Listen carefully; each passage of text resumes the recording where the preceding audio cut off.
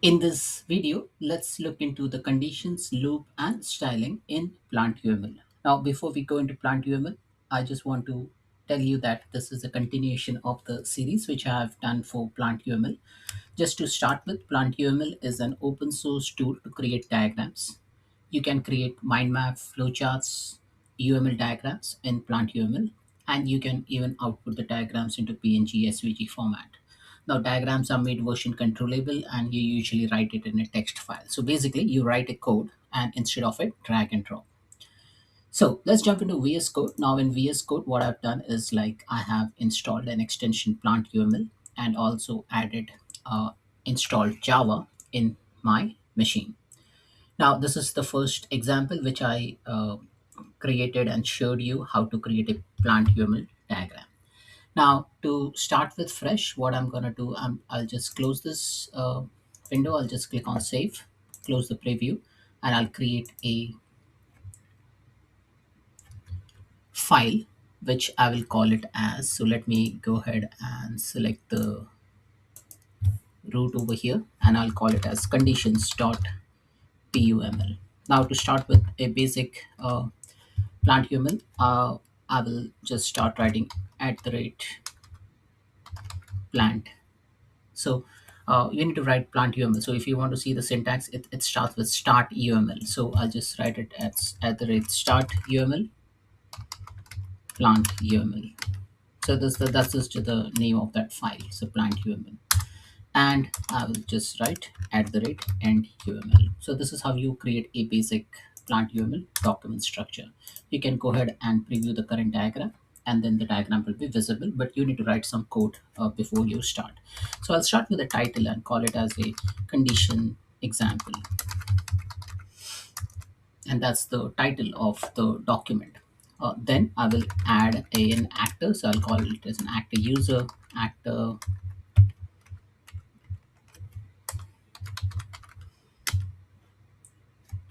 I'll call it as system, or maybe I'll just call it as external user. And then I have a participant, system, and web server. So I'm just basically building the plant UML document. So if I preview the current document, so you can see two external users, a user and external users, and participant, system, and web server. Now I'm not able to preview it. So if you're not able to preview it, you can just go ahead and check. Now there is a space over here. So it doesn't like the space. So maybe I'll just call it as external hyphen user and I'll go ahead and preview the current diagram. So actor and participant will be listed within the diagram. Now, as you see over here, it says there is a syntax error. So let me remove the hyphen, preview the current diagram. So as you see over here, like we did a lot of iteration, just wanted to show you that what it accepts, what it doesn't accept. And this is how the diagram is created. Now there are things which we may need to do, conditions, loop, and styling. So we'll start with basic conditions. So if you want to add a condition, but before you add a condition, let's add some link between user and system. So user, system, call API. And from system to external user login. So you write this statement basically to establish that link. So as you see over here, from user to system, there's a call API. From system to external user is a login link. Now we can write an if condition. So we'll call this as a if condition starts with alt and it ends with alt. So end and space and alt. Now here we will just write, say, from system, or maybe I'll just call it from user to web server.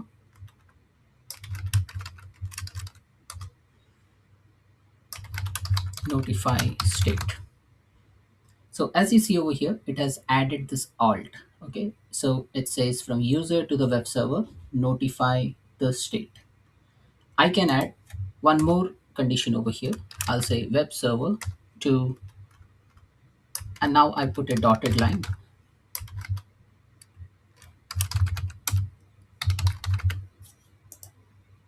I'll put some text around it. So I have this alt, and then I have this different linkages. So this is how you can put that alt condition over here. Now, that alt can be a complex alt as well. Like say, if I just copy it again over here, and maybe let me, instead of user, I will call it as, say, external user.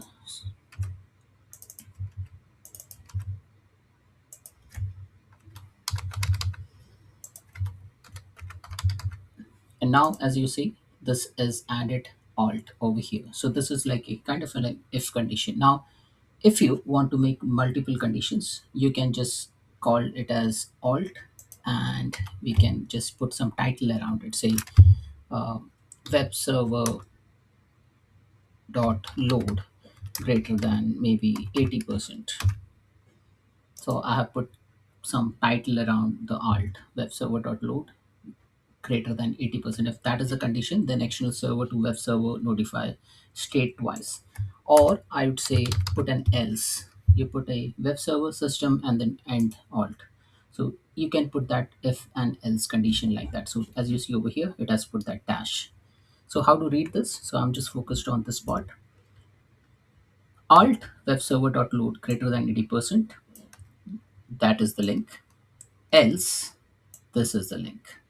Or maybe we can put that same condition over here, but then we can put some different text around it. But I just wanted to show you how to write a simple alt else. Okay, coming down over here. Now, if you want to make this look good, I've got a skin. So I'll just say skin and rose. And then it will add a rose color to the diagram, and then it will look pretty. Now, loop. Now, how to use a loop? So I'll call it as loop for each item in list. For each item in list, and end the loop. So this is how you put a loop. But what do you put within that loop? You will say, oh, I want to call from a user to a system,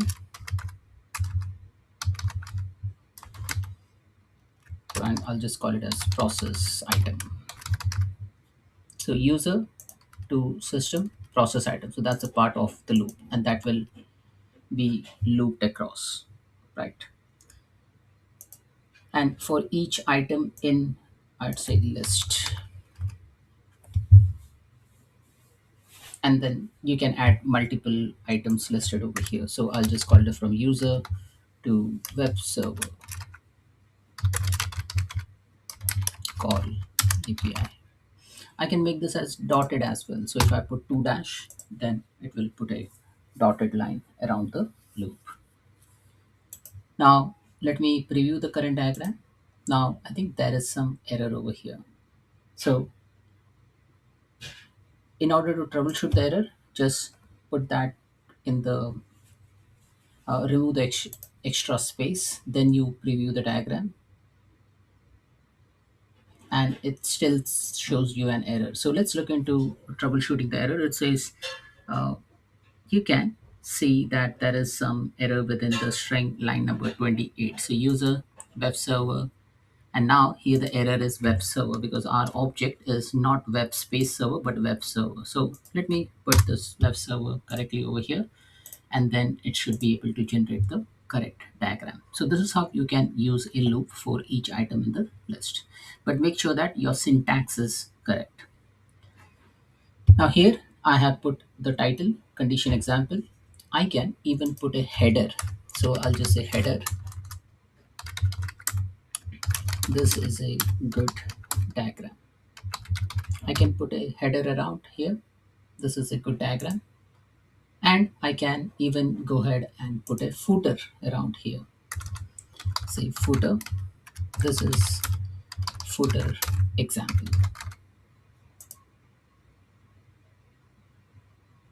Now, if you see over here, I've just put a footer. This is a footer example. Now, even if the code is at the top, it has put footer at the end. So you can put header footer code wherever within the document, but then it will pick up at the top or at the bottom, depending on what syntax you write. So that's about if alt loop. And now we are going to look into some of the CSS component. Let's make it look pretty. Now I'll just remove the skin. So I don't want the skin. Let it look like the stock standard plant UML diagram. Now, as you see over here, it has reverted back to the old system. Now in skin param, I will just write, say skin param handwritten, and I'll call it as true. So I want something like handwritten text. Now, once it refreshes, it should convert the text into handwritten. So as you see over here, some of the items have gone into like handwritten line. And if you see this loop, if you see this alt, it has gone into that handwriting mode, right? Then I have another syntax, skin param shadowing. So I want the shadowing to be true. So I can add that shadowing within my particular diagram. If it doesn't refresh, just do a hard refresh, preview current diagram, and then you should see the shadowing. Now you'll see a light shadow around the object. Then I want to add something else. So I'll just say skin param background color. So let's change the background color to maybe hash ff553322. So maybe this color, and then it will allow you to pick up the color from here. So if you don't know a specific color, you can just go ahead and type in the 8-digit character, and then this document background color will be changed to this color. Now you can pick and choose whatever color you want. So maybe I'll just pick up some, maybe a light green color. Yeah. And then I can increase the transparency and reduce the transparency rather, and then this document will be refreshed in the background color. Now this is about background color. We can play around with the color. We can put and show whatever diagram we want. Now let's go into another syntax, skin param, and this time the sequence arrow color. So sequence arrow color, and I'll put some color. So hash 22334455, and maybe I'll just put it as blue. And now the sequence arrow color should be in this blue format.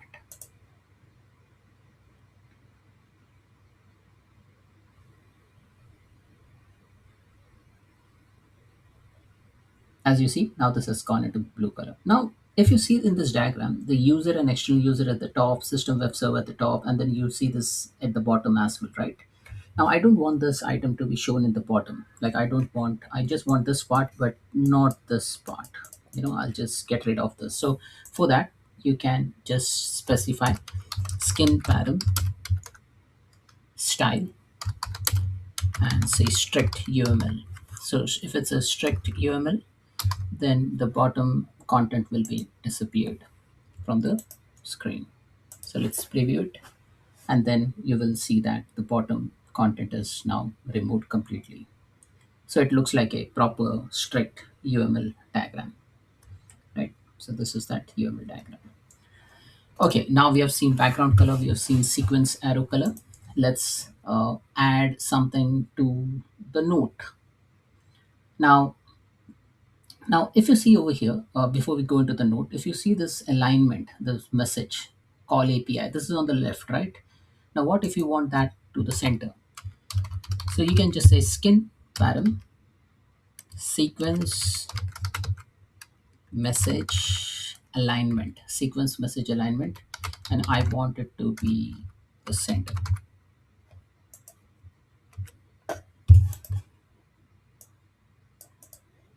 And now all the sequence message alignment will be center aligned. You can make it left, you can make it right. So as you see, now this is center aligned. So all these are center aligned. Now in order to write a note, now you can write a note.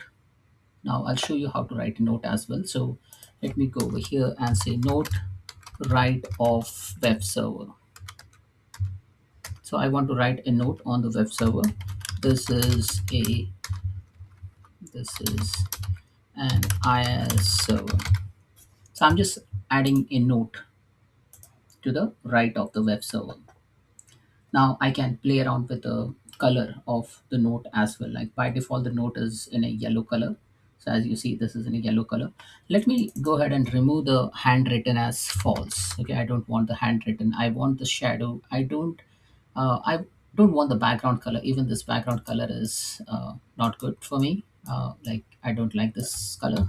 Just remove this and save this and preview the current diagram. So you'll see now the background color gone, and also the note is shown in a proper yellow color as you see over here. Now I can play around with the note color. So I'll just say skin pattern note background color. So there's note background color, and I can put some color over here. So it has given me this background color. So let me put note background color as red or something, right? I want this red color, and this note color will be changed to a red color.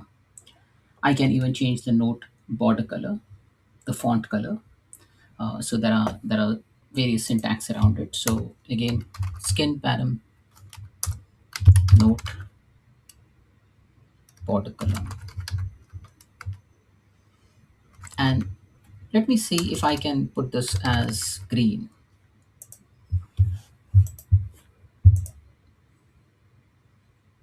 Does it take color into consideration, or you just need to type in the actual hex code for this?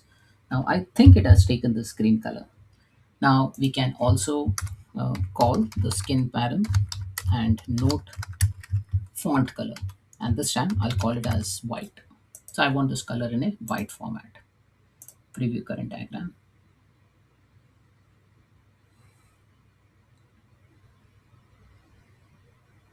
Now it is in a white color. So what we have done, what we have shown over here is like how to create a object, like the active participant, create a note, style the note, call the color, do the alignment. So if you use the skin pattern, you can make this as a handwritten. You can add a shadowing. You can add the sequence arrow color, message alignment, note background color, note border color, note font color. And also we have seen how to add a header and a footer, and how to add a note, and how to add alt and loop within the plant UML document. Now, once you're done with this, what you can do is you can see that this background is white, right? Now I can make this background any color, right? Now, if I do a right click and export current diagram, it will ask me the format. I'll say PNG. Now, if I go into out and then go into basic, or sorry, conditions, and under condition, you have plantuml.png. Now this is that output content, output PNG document. Now it might look poor on the resolution. If that is the case, then you export that in SVG. Now let's go into the condition over here, conditions.pml. Now here there is one more content, like which we can write one more syntax, which we can write to make the background colors. Now, as you see over here, I've written the syntax skin pattern background color as transparent. So what this does is like it will put a transparent background to the diagram. Now, in order to test that, you can just do a right click and preview the current diagram.